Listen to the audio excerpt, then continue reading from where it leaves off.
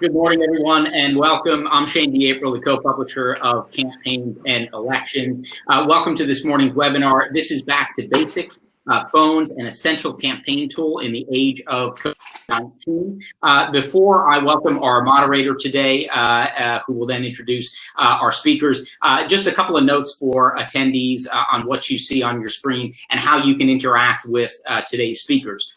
You will see a chat tab on the right side of your screen, and you'll see a questions tab.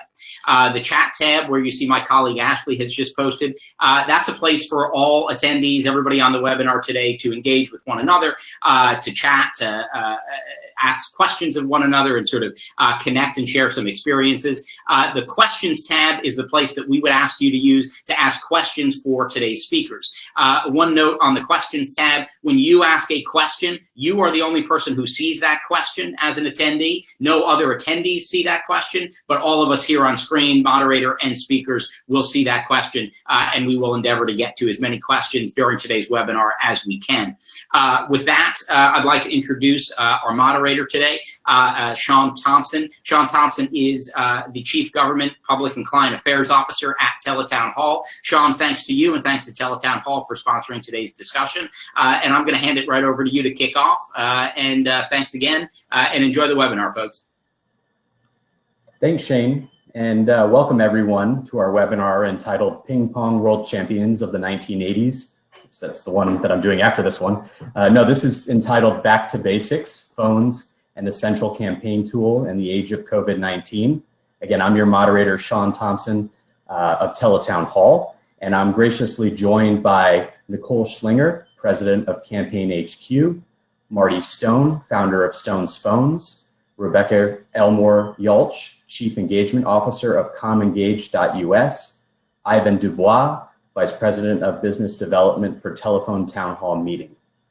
Okay, so let's get started. First of all, as it is pretty obvious, COVID-19 has obviously created an unprecedented set of challenges for campaigns. It's made it impossible to hold in-person rallies, conduct door-to-door canvassing, hold fundraising events, and staff is forced to work remotely. Even as states are opening up, I just read an article the other day, many candidates to have their staffs go out into the field and risk their health. So campaigns are forced to find alternative communication solutions that conform to social distancing requirements. So what communication tools are working best for campaigns in the age of COVID-19? First, let's look at the voter landscape over the past month or so. So people are obviously at home with these shelter-in-place policies, and people have more free time because they're either out of work is slow, or perhaps they're not making the normal 1-hour commute to work. And people want a distraction from the negativity of the crisis. So looking at campaign communication tools, my job is to talk to campaigns on a regular basis about what strategies are working and which are not. So what about digital, television, direct mail? The realities of COVID-19, voters being home, having more free time, and looking for a distraction have certainly contributed to more voter consumption of these media. However, the campaigns that I've talked to have had mixed success with digital, television, and direct mail, at least as primary campaign strategies. So why is this the case? Well, it seems to be the result of a variety of factors. First, people are experiencing the crisis in many different ways. Some have lost income, some have lost loved ones, etc. So it's difficult to craft a message with one-way forms of communication in a universal way that's nuanced and particular. Whereas with phones, they allow for nuanced, particularized messaging in a way that other tools cannot. In addition, people are craving social interaction, the back and forth with a live human being. Digital, television, and direct mail are one-way forms of communication, and they cannot provide the give and take that phones can. Phones allow for two-way meaningful interaction by which people can build personal relationships over a period of time. And also, people want to share their fears and frustrations into a channel that listens to them and responds. Phones allow people to share their stories with live human beings who can listen, sympathize, and offer solutions. That said, digital television and direct mail still play a critical role in the COVID-19 era. And I found that where they've had the most success is when they're used to advertise or promote two-way personal communication, such as through a teletown hall. Marty's going to talk more about how campaigns should center other forms of communication around their teletown halls. But let me talk a little bit about my experiences with telephone town halls and the increased participation rates that we've seen recently. So it's quite astonishing, but we've seen live answer rates increase to somewhere between 55 and 65% of the phone numbers dialed. It's completely unprecedented. And in addition, we've seen average participation rates increase 40 to 50%. Web registrations and inbound participation have increased 5 times. And we've seen challengers in campaigns have had success conducting teletown halls with experts in the field, let's say a member of the CDC to talk about what are the symptoms of the coronavirus, public officials to talk about policies for stay at home or wearing masks, health and human services officials to talk about let's say what's being done for the homeless. And so these challengers have basically used teletown halls as a platform to show that incumbents have done an inadequate job of managing the crisis. On the other hand, incumbents are using teletown halls as a medium for touting their preparedness or their strong responses to the pandemic and providing access to these experts. Another thing that we're seeing is teletown halls are being used for fundraising. Giving money is not a priority for a lot of people these days. People need to get more bang for the buck, but they still do need to fundraise. And so teletown halls allow campaigns to fundraise more effectively during the call by asking people to press 7 to transfer to a live operator. And when supporters are most excited during a teletown hall, they give more. So campaigns can also use the call duration in the reporting as a way to gauge interest level from voters and supporters. And so what they often do is look at everybody who participated on the call for 5 minutes or longer as a benchmark, and then conduct live calls after the event to raise additional funds. And so what we're seeing with most teletown halls, especially in the last month or so, is that they're paying for the outreach themselves for the events, but they're also raising additional funds for future outreach. I'd also like to talk a little bit about peer-to-peer texting.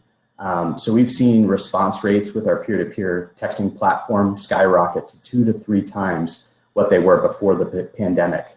Our pollster clients are using peer-to-peer text surveys and live call networks to find people, or they're finding people are delighted to answer the phone. And we're also seeing many more completed surveys than we were before. So this is corroborated by a New York Times article that I was reading about a week and a half ago that was saying that the number of completed surveys has skyrocketed, and people are staying on the phone an average of 30% longer for surveys. So in terms of live call service, I'm not going to get too much into that. I'm going to save that for Rebecca and Nicole. Also with peer-to-peer fundraising, we've got Nicole on the line. She's an expert with that, so I'll save a lot of that for her. But I do want to comment on the fact that a lot of people are using our peer-to-peer texting platform to sort of conduct virtual door-to-door for voter ID in a way that they weren't before. And they're using our automated response feature to get answers to questions and then automatically send follow-up questions. So another tool that's actually great for virtual door-to-door is Wallet Pass. And it's a brand new product. Many of you are probably not familiar with it, but it's something that we came up with a few months ago. But people have been using Wallet Pass to basically communicate to large groups of supporters or voters. Wallet Pass is basically an app-based communication tool, but unlike other app-based communication tools where you have to get people to download the app, Wallet Pass harnesses the power of 2 apps that are already on 266 million smartphones in the country, and that number is growing every day. So what we do is we create a custom supporter card for campaigns, And that keeps, voters can basically keep the supporter card in their virtual wallets throughout the campaign cycle and even for future campaigns. So it's similar to an airline boarding pass. And what a lot of people don't know is that with Wallet Pass, you can basically send an unlimited number of in-app notifications to pass holders and change the content of the pass at any time seamlessly without their acceptance of changes. So 100% of notifications are received instantly by pass holders. There's no trickled sending, there's no spam issues or legal issues like other forms of communication. And campaigns are using Wallet Pass right now to essentially invite people to teletown halls, to make contributions, and to participate in surveys, and most importantly, in the months ahead, to get out the vote. It also has geofencing capabilities, so if pass holders break the geofence that's set, you can actually set up to 10 geofences, then we can automatically send a notification to those pass holders. But right now, I'd like to turn the floor over to Nicole Schlinger of CampaignHQ. Nicole? Hello, everyone. Thanks for being here, and thanks to Teletown Hall for sponsoring this, and thanks to you, Sean. We here at CampaignHQ, we're in the business of having conversations with people, and the #1 challenge campaigns are facing right now is how to have a meaningful conversation with voters when you aren't able to campaign in person. How do you replace the personal connection that comes from going door to door? Or how do you answer voters' questions and show that you're qualified for office when not only all of your events are canceled, campaign events like forums and town halls are also canceled. And one of the things that we're talking a lot about with clients right now is if you are looking at a June 2 or a June 9 or a June 30th primary, your election is not going to be moved. So you really need to have a strategy to do more than just send a postcard to whoever voted last time, because the voting patterns this time, particularly on the primary side, are going to be turned upside down. There are some states where every voter is being mailed an absentee ballot, and you could have record high turnout. You're going to need a voter outreach strategy for mid to low propensity voters who in any other year may not have voted in your primary. And in places where you have a high senior population or in-person voting restrictions haven't been relaxed, voter turnout could be incredibly low. And so the candidates who figure out how to have a real two-way conversation with voters, and friends, a two-way conversation means you talk and you also listen. Those candidates are going to have a major advantage over the ones who just blast their information in your face. And that's why phones are so important right now. That's really why phones are having a moment. Sean talked a little bit earlier about having a telephone town hall where you can get hundreds or thousands of voters on the line. They get to ask you their questions and they put you on the spot and they make you give real answers. Voters get an opportunity to give you their opinion, to tell you if they want to donate or vote for you or sign your petition.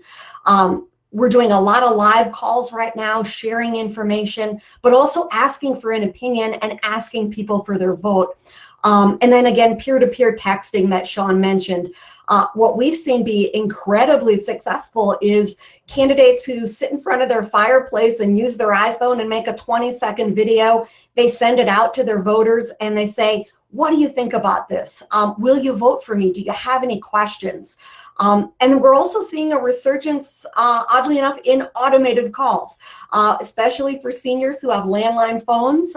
Hearing from someone they know and they care about and they respect really matters right now. What it all comes down to, what we're seeing is people are at home and they're either scared or they're mad. And the question for campaign managers and consultants and candidates is, how do we answer that basic need for human interaction? You can't do that with a digital ad. You can't do that with direct mail.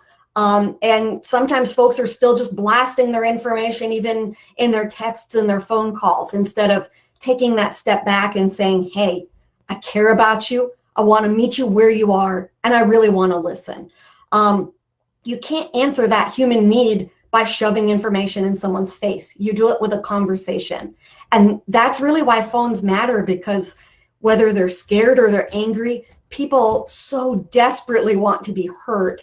And the candidates that understand that and craft their strategy around that, who reach the right people, ask the right questions, deliver the right message, and listen, ultimately are going to be the ones who win, whether they have a June primary, a July primary, or they're looking at the November election. And so, so we love working with campaigns that care about that interaction, that love having that interaction, that are going to listen and respond and be authentic with it. And those eventually are the candidates that are going to prevail. They're going to know who is planning to vote, how they're planning to vote, and making sure that whatever challenges their voters face, whether it's voting by mail for the first time, finding a changed polling location, when you listen, you have the opportunity to respond, and that's how you have the opportunity to win. So I look forward to the rest of the conversation, and I look forward to answering questions, whether it's about town halls or fundraising or live calls or texting. Look forward to hearing people's questions and hearing what they're doing. Thank you so much, Nicole. Okay, and now we're going to move on to Marty Stone of Stone's Phones. Thank you, Sean. So Nicole made some very good points, and I love that she said that now is the moment for phones. And what I'm seeing is, yes, that is true, but most campaign staff are not prepared to think in terms of a phone mindset. For years and years, they've thought of phones as just the last minute thing you spend money on, or some auto calls to go out. Or you've got some extra money for get out the vote, so you're going to throw it to phones, or you're going to split it between digital and phones. Now is the time when you really have to think about phones as your primary medium of communications. I mean, we've been looking at the telephone town hall and talking to campaigns about doing that as the center of communications. So as Nicole pointed out, and Sean pointed out, you're on a town hall, you're talking to thousands, maybe tens of thousands of voters. And if you can bring more people to the party and have them stay longer, for example, Sean was talking about fundraising. We know that if people stay longer on a telephone town hall, they're 4 times as likely to contribute or volunteer for a campaign. So what we're suggesting and what we've seen work is not only doing the day before automated pre-call. Hi, this is Marty Stone. I'm running for Congress. Tomorrow at 7 p.m., I'm going to be calling you to discuss issues here in Santa Barbara and San Luis Obispo. Please be by your phone to communicate. We know that improves the number of people and the duration that they're on the call. But we also know that pointing digital at it, trying to get people to sign up, and I know Teletown Hall and then us through them supply web sign-up pages for people, putting out the 800 number that people can use to call into the event. All these things alert people to the event, get them to consider coming into the event, and then, quite frankly, unlike a Zoom or a Facebook, the telephone town hall is talking to real voters. I look at Zoom or Facebook with a candidate as your fundraising committee or your local Democratic or Republican Central Committee meeting, but it's not talking to voters. Whereas a telephone town hall can talk to voters. So I'm suggesting to campaigns that they make that central. And on top of that, with COVID-19 and the emergency that it has created, the FCC, the Federal Communications Commission, has provisions for doing emergency communications. And that includes communications from organizations, incumbents, but also candidates. And as long as there's no electioneering, you're not asking for a vote, you're not asking for money, you're not asking people to volunteer, the telephone town hall can be delivered to cell phones. And as Nicole and Sean pointed out, the people want to participate. We're getting amazing results talking to cell phones right now. So what I suggest is campaigns look at a couple events, telephone town halls, where COVID-19 is the central theme, and you're talking about the emergency, whether it be the healthcare emergency, the economic emergency, the census emergency, the immigration emergency, all those things are covered. And you can bring more people into your campaign early by talking to their cell phones. So that's been key for us. And then you also have to rethink vote by mail, because suddenly there's a lot of people in a lot of states that have never voted by mail before. So they're going to be confused. And the number one way you can communicate with them is through a telephone town hall. And you tie that to your direct mail. You tie that to your manual texting with pictures of the ballot and what it looks like. Quite frankly, there are communities out there that traditionally go to the polls and want to go to the polls. And you're going to have to convince them that they're going to have to use this method because the other method isn't going to exist. And then there's people who don't trust the US Post Office. I call them millennials. They're afraid to mail their ballot in. So you have to communicate with them that there are drop-off stations for their vote by mail ballot. So I know we're going to have a good discussion on all of this, but I think it's incumbent upon campaigns, campaign staff, consultants to stop thinking about phones as voter ID, persuasion, GOTV, and as ancillary to everything else they're doing. They should make it the center of their communications and consider that we've got to persuade a lot more people. So maybe ID is not the way to go right now. Maybe we want to do telephone town halls or persuasion calls or persuasion manual texts. So it's to rethink the mindset of those people running campaigns and then listen to your phone person and bring a phone person onto your campaign team. Thank you so much, Marty. Okay, our next panelist now, and that's Rebecca Elmore-Yalch.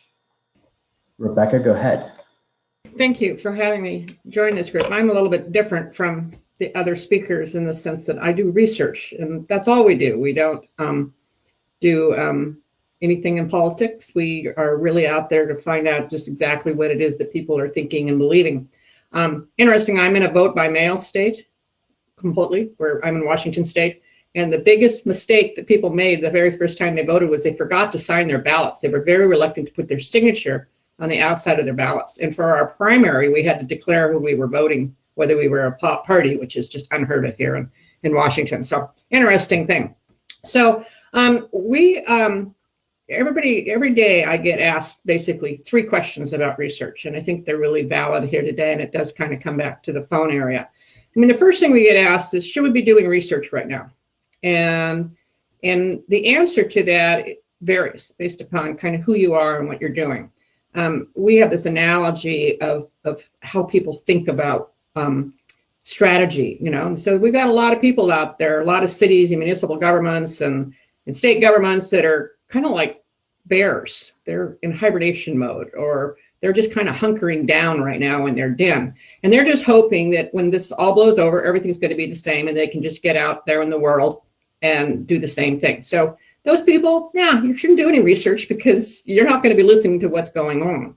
I actually had some friends, a whole bunch of friends that went kayaking in Baja, Mexico. And they went in one day and came out 9 days later, and the world was completely different. So, you know, if you're a bear and you're hunkered down, doing research isn't going to be very useful. There's other people that we see out there that are really trying to figure out what's going on. They think that we're going to have a new normal, but it's going to be sort of some of the old, some of the new. And in that case, it's probably a good idea to start to look at what's going on so that you can start to plan ahead and move ahead in your thing. And then there's the people that we think are pretty strategic, and they're looking to see, what can I do right now? Okay, so they want to pivot, and they don't want to pivot 6 months down the track or 9 months down the track. They want to start pivoting right now. A good example we've got right here in this little town that I live in, north of Seattle, is that everything's closed down. You know, all the streets are closed down, and everybody's walking in the streets, and they think, oh, this is kind of cool. So rather than waiting 6 months down the track and seeing what people are doing, they're starting to talk now about creating a new town center that's pedestrian only. So that's an example of somebody who's really saying, well, what should we do now? And they're talking to their citizens right now to see what to do. Another question that I get asked is research valid right now? And again, the answer is really, it depends. So, it's the answer is always no if you're going to do it the wrong way. So, if you're out there and you're using bad sample and you're using bad questions, then it's always been no, and it still will be no when the day is over. The answer is maybe, if you're trying to get people to predict their behavior based upon their past experiences or even their current experiences. A really good example I see out there right now in the polls is that we've got the most recent one was on, I think it was a Gallup poll that showed that Biden is leading Trump by about 5 to 7 points across the board on all issues. Well, then they turned the question around and they asked, well, who do you think is going to win the election? And Trump leads by 10 points. So it's just a question of how to ask different questions. And the latter question is actually a better example of what we do in terms of predictive modeling, because people are answering in terms of what they think other people are going to do as opposed to what they're doing. So, it's valid based upon what you ask. The answer is also yes, if what you're doing and asking about isn't going to be affected by COVID-19. I do a lot of work in health policy research, and we've been talking about marijuana education. So, people's views about marijuana aren't really going to be affected that much by COVID-19, although we have seen pretty significant rises in smoking behavior during COVID-19, but their attitudes about it, aren't really going to change. So it's okay to ask about, what do you think about marijuana use? But if you're asking about things that are really going to be affected by COVID-19, for example, are you going to travel domestically on an airplane? That's going to be really hard to know until we know exactly what it is that people are going to do. And then finally, people ask me, how should we be doing research right now? And for sure, we're seeing a continuing and ongoing shift to online research. That said, we have also seen, just like Sean was talking about, a pretty significant increase in response rates, even on the phone, where before response rates on the phone were going way down, they are up. Whether that's going to continue in the future, probably unlikely, because people are going to move back to the online environment more. But at least for now, we are seeing really good and high response rates basically across the medium. Qualitative research has moved basically from in-person research, because it was focus groups still, to almost entirely online. And most of us in the industry predict that that will continue to happen in the future. So that's really kind of what the questions we keep getting asked. These are the answers to the best of my knowledge. We're kind of just like everybody else. I don't think that we're going to go to even a new normal. It's going to be a completely new normal that's going to affect working behavior, how we communicate, and relationships and everything else. Thank you. So much, Rebecca. Okay, and now we're going to go to Ivan Dubois. Ivan, go ahead. Hey, thanks a lot, Sean. My name is Ivan Dubois. It's nice to be with you this morning. I want to talk about something that I've seen firsthand, how it can sneak up on a campaign and really change the outcome, and that is vote by mail and your how you adjust your get out the vote program. I've worked in numerous Western states that have shifted to all vote by mail: Colorado, Utah, Washington. And the first couple of elections are pretty rough for campaigns who don't figure out quickly how they can adjust to the new vote by mail norms. And I want to introduce a tool to talk about how one way to help with that. But I want to highlight a couple of points that have been addressed a little bit already, and that's that most states are starting to limit in-person voting options. That's getting smaller and smaller, and it frankly is probably going to continue if I had my public health prediction tools. In November, we're going to be. It's very likely that we could be in a similar situation to where we are now. So, and when you think about it, most poll watchers are elderly, and so putting that population at risk is just not going to make a lot of sense to a lot of states and counties. And so what you got to do is figure out, first of all, that election day is now 21 to 28 days long, depending on when ballots are mailed out. You cannot wait until the 72-hour GOTV push to get people to the polls, because it just won't help, and your opponents will have a huge leg up on you. The other thing you've got to keep in mind is that your GOTV and your whole campaign strategy have to revolve around this new calendar that pushes everything up. And so you've got to spread your budget across that a little bit better. What I see happening, and what I've seen happen in these states before that have switched to vote by mail, is people don't figure that out until 3 or 4 days before the election, that, oh shoot, we've already got half of our ballots have been turned in already. So, and then they start kind of this mad rush to get as much information out as possible. And that usually includes robocalls and text messages. And those are both great and they both work and you should do them. But I want to introduce a new service to you, and that's called MMS, or multimedia texting. And I just want to show one example. I'm going to share my screen here with you. Show you the difference between a standard text and a multimedia text. There you go, Sean, is that looking good? Are we seeing the screen?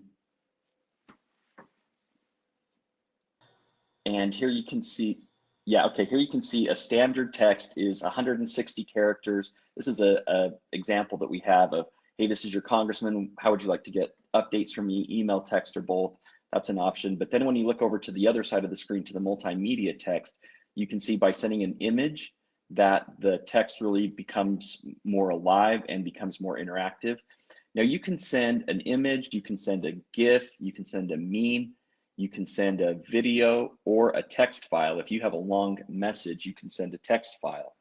And I think those are really important because you want to break through the clutter and you want to personalize it. You want to personalize your message and you want people to feel an investment. You want to create emotion just like you would with TV or mail. You know, we have the ability to use graphics and images to make our point, and that's really important to do. So with that, Sean, I'll turn it back to you. Okay, thank you so much, Ivan. Okay, we'd like to open up the conversation to questions and answers from participants now. Okay, so let's go to our first question. It's from Daryl Torbert, and Daryl would like to know, answer rates have increased to 55 to 60% during teletown halls. What were the answers before COVID-19? That's a great question. Before COVID-19, we were talking about answer rates of between 30 to 35%. So 30 to 35% compared to 55 to 60%. It's a tremendous increase. But I think the point here is that because teletown halls have always, two ways of communication, interactive, personal, nuanced. We've always seen a distinction between them and more one-way forms of communication like a robocall. So as long as you're differentiating that, we've always seen very high participation rates. And actually, I've got another question here from Matt Hayes. Matt wants to know, how do the rules on emergency communications during COVID-19 impact what they are doing? Marty, do you want to take that question? I think I addressed that a little bit, but basically, as long as you're not electing, and that's key, you can communicate with anybody calling cell phones or landlines about COVID-19. And the candidate can still introduce herself as, hi, it's Jane Smith, candidate for state senate, but she doesn't do any campaigning.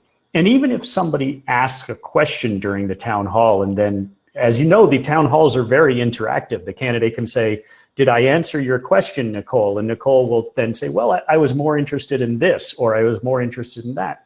Well, the candidate can only be about COVID-19, but I have heard constituents and voters get on and say, oh my God, you're amazing. I really like you. I'm going to vote for you. I'm going to tell my friends to vote for you. And then the candidate should say, this is all about COVID-19, and we can talk about the election later on. So it does open up a huge opportunity, because if you look at voter lists, I mean, there's a 50, 60% landline match on the voter list, or to 70%, and there's a 50, 60% cell phone match. And a lot of those cell phone voters have just not been communicated with via the phone, except for, say, peer-to-peer texting, or as Ivan pointed out, the new multimedia texting where you can send pictures and videos, but they haven't been communicated with. And this is a way to bring them in and make them feel part of it. So Stone's Phones, we can send you out our lawyer letter saying, yeah, it's okay to hold a telephone town hall to cell phones as long as you're sticking to the emergency, which is COVID-19. Thanks, Marty. Okay, and our next question comes to us from John Shepard. John wants to know, what are some of the ways that you can personalize texts, calls to make those interactions feel more organic? Nicole, do you want to take this one? Yeah, absolutely. So the first thing that you can do is you can put the voter's name on each communication. So you should be thinking about how to personalize that communication. That means that you can merge in information like their voting location, or of course, their name. The other thing that you should be doing is remembering that a peer-to-peer text conversation should be as much like an in-person live phone call as possible. So that means make sure that you're looking at how people reply to you, and that you're replying appropriately. You can have suggested replies, but make sure that you personalize those so they really do match and fit what that voter has said back to you.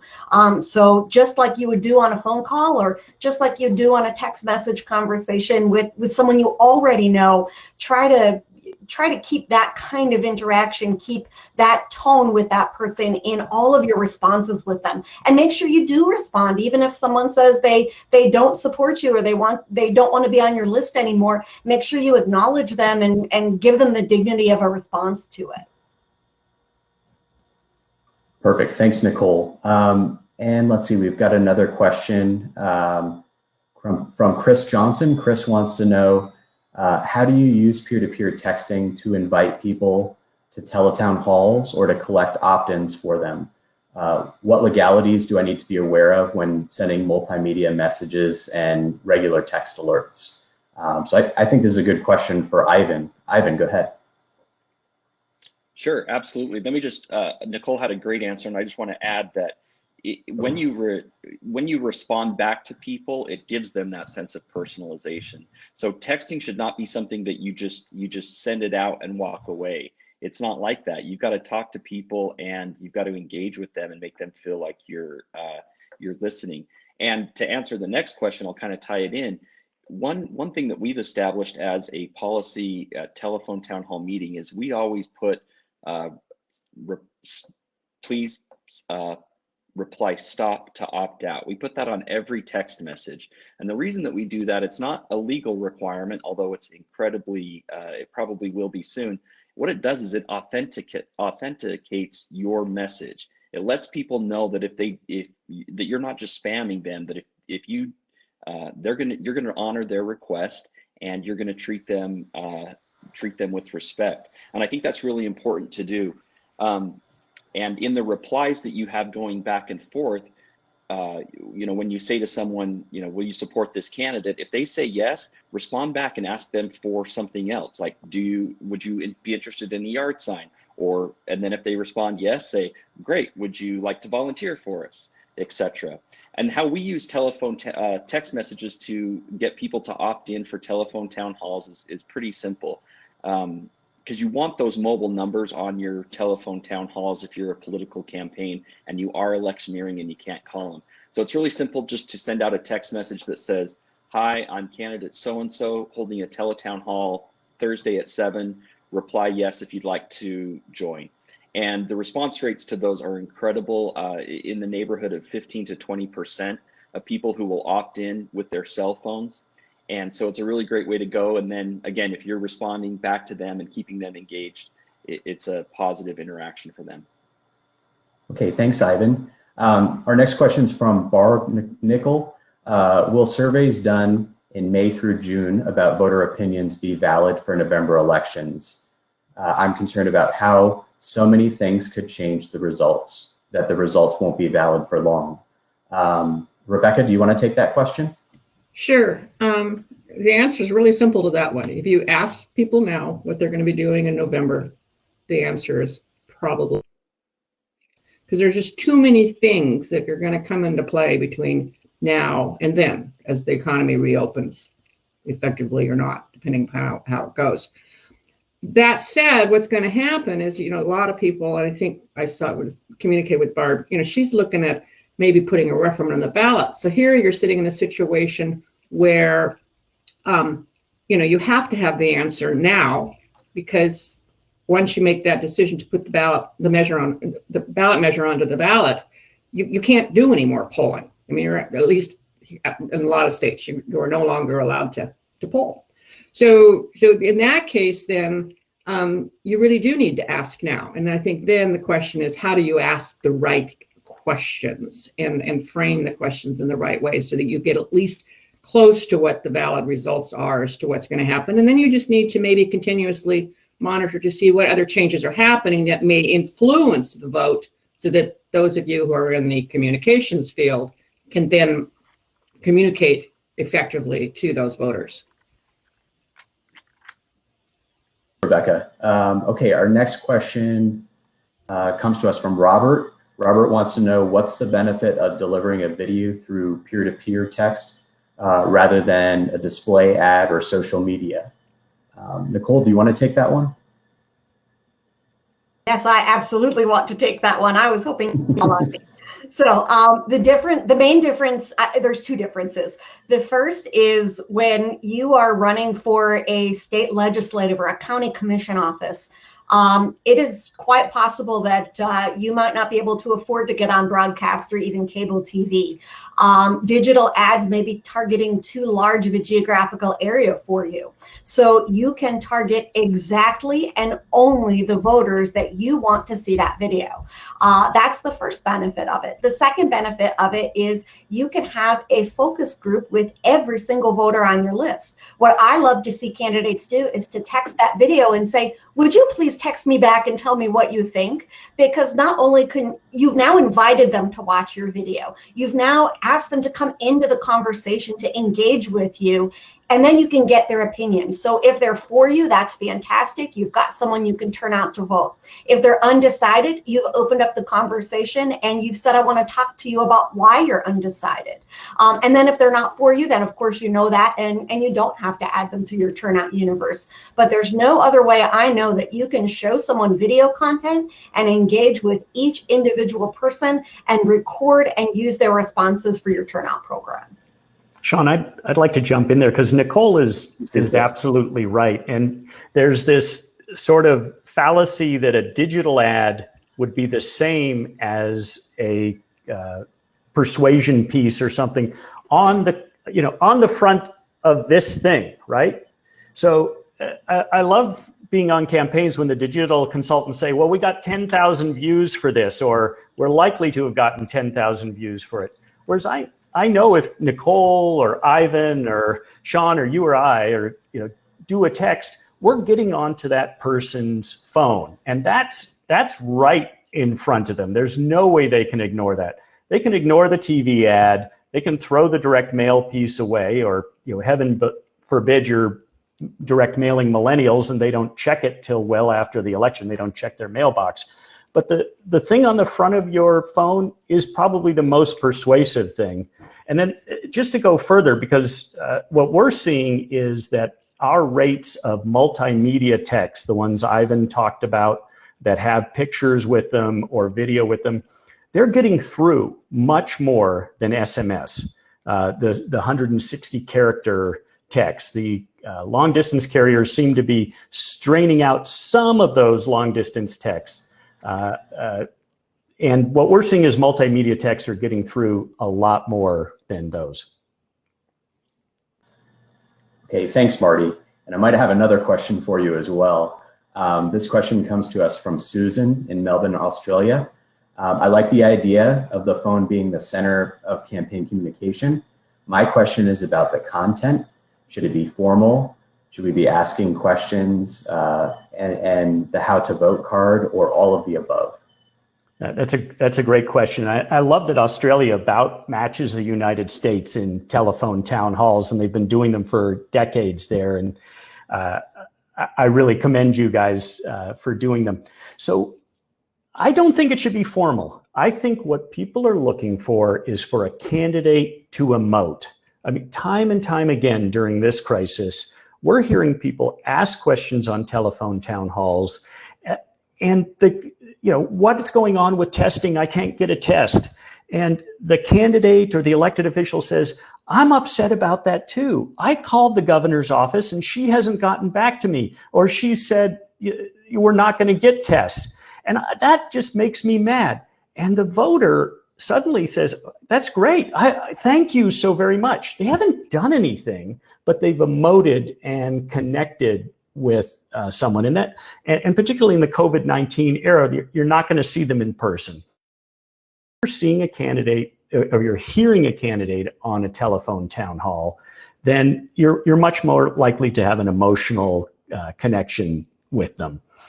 So I would keep it informal.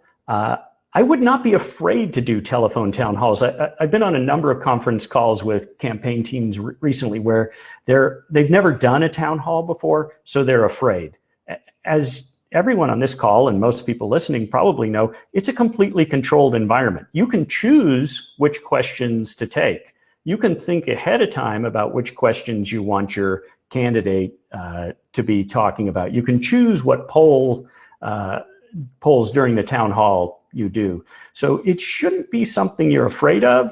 It should be something that is much more emotive rather than formal. It should be something where you're actually taking real questions from voters live, so they know it's a one-on-one communications. And we've done studies where within a week, people are telling people after they've been on a town hall, they're telling people, I talked with so-and-so. I talked with Governor Ralph Northam.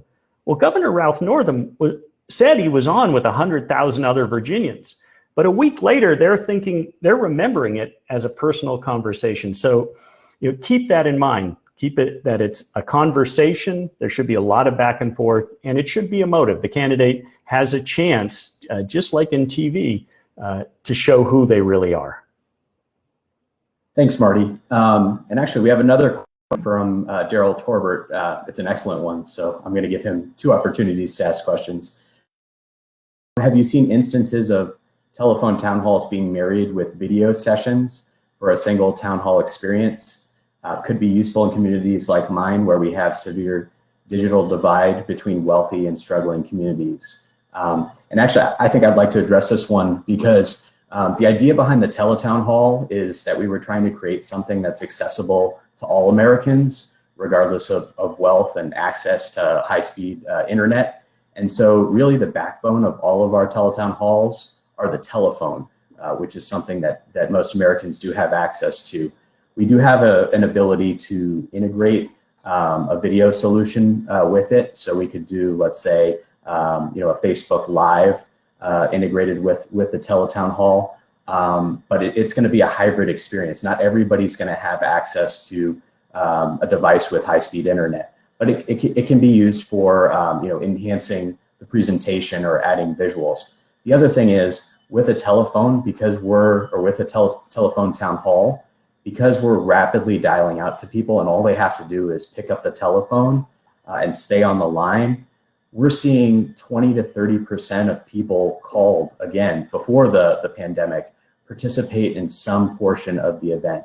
Whereas I know that the same organizations that have tried to integrate video, they may have sent out 180, I've got a US senator that sent out 180,000 invitations to participate via video webcast, and he only got 300 people to join that way. Whereas he called 150,000 people and he had more than 40,000 constituents on the line. So you're just going to get many more people to participate because all they have to do is pick up the telephone and remain on the line. They don't have to go to a web link. And I think, generally speaking, I think people also prefer comfort. And so being on the telephone is a little bit more relaxed, a little bit more casual, kind of going to what Marty was saying before. Some people just don't prefer video as a medium. So also we've got another question that's just come to us from Robert Frost. I don't know if it's the poet, but does anyone have any statistics on the difference in virtual town hall participation rates between candidate campaigns and ballot initiatives? Ivan, do you want to address that, or I can help as well? You're on mute. I'll unmute you. There you go. Thanks. I'll start. I can jump in because that is okay. a really nuanced question. In general, then the participation and people's engagement is based on who the speaker is. So the speaker and the topic. So I think it's a little bit more tricky for a ballot initiative to find a spokesperson or someone who can draw an audience, and that's probably the biggest challenge that they have. Although they have the most, a lot of times one of the more compelling issues. And so ballot initiatives can do very well, and if they have if you've got someone on there who can draw an audience. Okay, thanks, Ivan. Yeah, Marty, go ahead. I'm gonna disagree with Ivan. I would, because people, it's just like a fundraising event. Everybody is waiting till they could have Brad Pitt at their fundraiser or something, and no, just form a committee, start asking people for money. In my mind, Ivan, you don't need the draw necessarily. So for example, we did education initiative in Idaho. We had a teacher, a parent, and a school administrator on. Nobody really knew them. People stayed on the event. They really liked that they were talking to a real person. So yeah, it does happen if it does help if you're Joe Biden doing a telephone town hall, or Donald Trump, who in this first election did a huge number of telephone town halls. It helps, but I don't think you need it, and I don't think you should wait for that person in order to do your town hall. I think it's much more important to communicate. And we found, depending on the issue, the number one issue for telephone town hall participation is marijuana. If you're talking to people about marijuana, they get on the phone. So it doesn't have to be that. Okay, thanks, Marty. Yeah, I would agree. Is the issue relevant? But the biggest thing about teletown halls is that they're authentic, they're genuine. You see constituents or voters, asking questions. You may hear a dog barking in the background, or you may hear kids screaming in the background. Families will just put the phone on, speaker and listen to the dialogue. So I think that's what attracts so many people to teletown halls, is that it's an authentic and a real life conversation with people just like them, or fellow constituents that feel the same way about certain issues. And we have another question here. Let's see. From Laura Crotty. She'd like to know, how are you dealing with the moderators and speakers of teletown halls all not being in the same room to read verbal cues and to conduct the actual programs? Well, let me just start off, and then I'll pass the question on to my fellow panelists. But we do actually have an integrated staff chat feature that's built into all of the interfaces, so that you can communicate seamlessly behind the scenes. So we've had, even before the COVID pandemic, we've had presenters or speakers located in the green zone in Iraq or in Jerusalem or what have you, and they can participate, simply via the telephone and take cues from this staff chat feature. Does anyone want to add anything to that? Yeah, I would add to that. That's why one of the things that's wonderful about a telephone town hall is its authenticity, but authenticity is not an excuse for not having a good organized plan for your event. You should you should get your speakers together in advance, have a line by line, do a little bit of a dry run. Now, you don't want it to feel canned. You don't want to be just reading off of talking points because, to Marty's point, you don't necessarily need Brad Pitt on your telephone town hall, but you do need to be making interesting, useful points that people want to hear. And if your event is not interesting, if it's not well organized, people won't stay on the line, even if the information you have to share is important and useful and they really do need to hear it. So proper planning is really going to take care of a whole lot of that. Going back a little bit to the person who asked about trying to live stream their events, one of the things that I found really useful is after the telephone town hall is over, you have a recording of it. And that, I believe, is one of the most underutilized assets people have. You can easily take, out of your 60-minute event, a 2-minute clip and post that on all of your social channels. You can send out a link to people. You can put it on YouTube. There are so many things that you can do with that sound that really people are leaving an opportunity on the table if they don't use it. So, so proper planning and making an event interesting are really going to take care of a lot of those ills. Yeah, Sean, I mean, Nicole makes some excellent points, as she usually does, and I'm so glad she's on the Republican side and Stone's Phones is on the Democratic side, so I don't have to compete with her, well, except in the election arena. But Will Wrigley on our staff has been tying Facebook Lives to telephone town halls and Zooms to telephone town halls. But I'll give you an example. There was a county executive in Maryland who did a huge amount of advertising, the email list, and got 1,000 people to sign up online. And just like you were saying, Sean, when we called out, yeah, those 1,000 people were there. Actually, about half of them showed. So about 500 were there. Whereas we had 16,000 people pick up their phone and participate in an actual telephone town hall. So one thing that I'm seeing is people are trying to have the Zoom or the Facebook wag the tail. And it should be first, I'm doing a town hall and okay, we're going to add a Zoom or Facebook.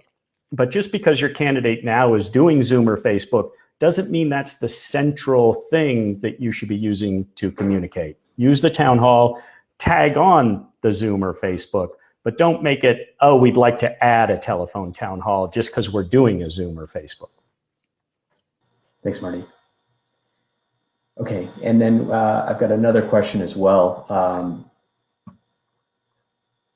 Let's see. This one is about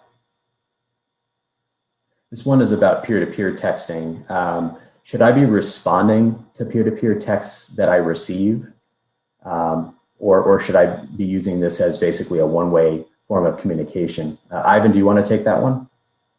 Sure, absolutely. You should definitely be responding. That's the whole key, is to create a two-way dialogue. When you can't have a face-to-face meeting, then do it over the phone.